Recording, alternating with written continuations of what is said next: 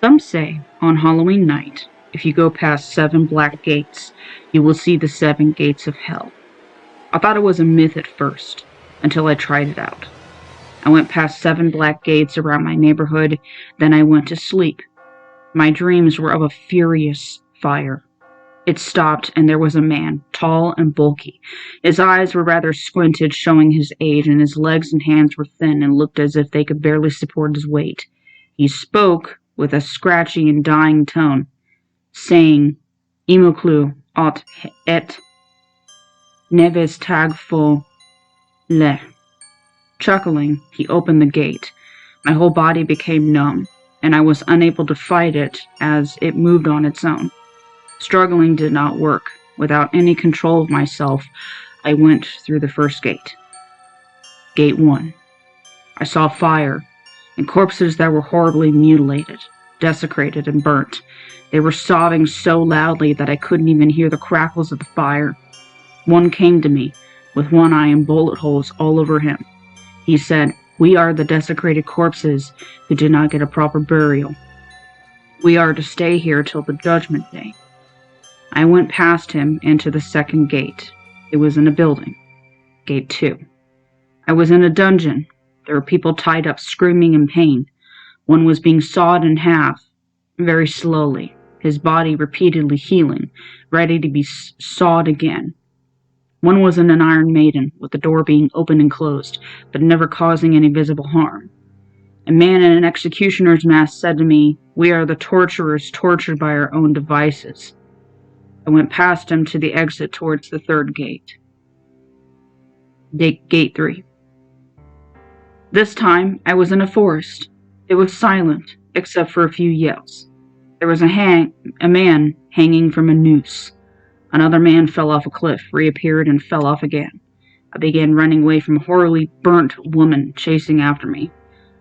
I already knew what this one was. These were the people who committed suicide. I ran through the fourth gate, which was in a palace. Gate 4. Suddenly, I was in the palace, surrounded by emperors, politicians, and really wealthy people. An emperor was being gnawed on by lions. When the lion ripped off a limb or slashed him, the appendage grew back and the injury healed. A politician was being beaten by what looked like shadows in prisoners' clothes.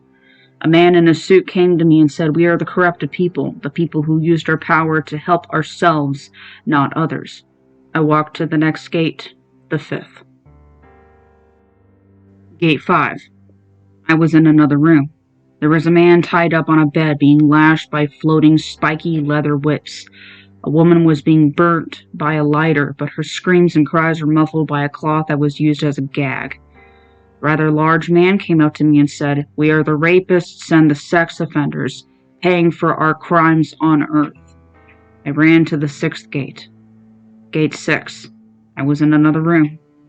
A man and woman were being stabbed, their wounds healing almost immediately, just like everyone else. Another person was being buried alive, and someone else was being hit and jabbed with a floating metal bar. I knew who these people were.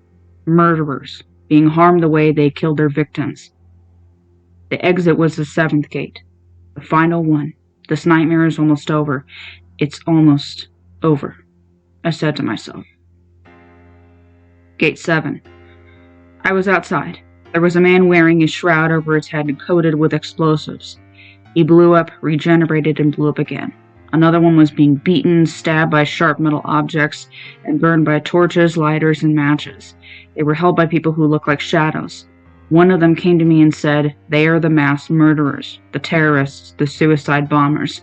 I am a shadow of one of their victims, beating them and taking revenge for killing us on Earth." I ran to the exit. When I woke up in the morning, I became horribly scared. The images of what I saw ran through my head. In fact, that was all I could think about for the whole year. It became Halloween again, and I didn't dare go outside at night. I just went to bed. It took me a while to sleep. When I did, I was in front of the first gate of hell.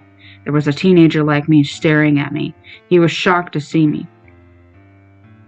My body became numb, and I could not control myself again. I said to him in a scratchy, dying tone, "Imoclu aut et neves setag fo le." I chuckled and opened the gate for him. After he went inside with an expression that looked like he was fighting something and struggling, I looked at myself in the reflection of a goblet filled with what looked like blood. I saw the gatekeeper. I became the gatekeeper.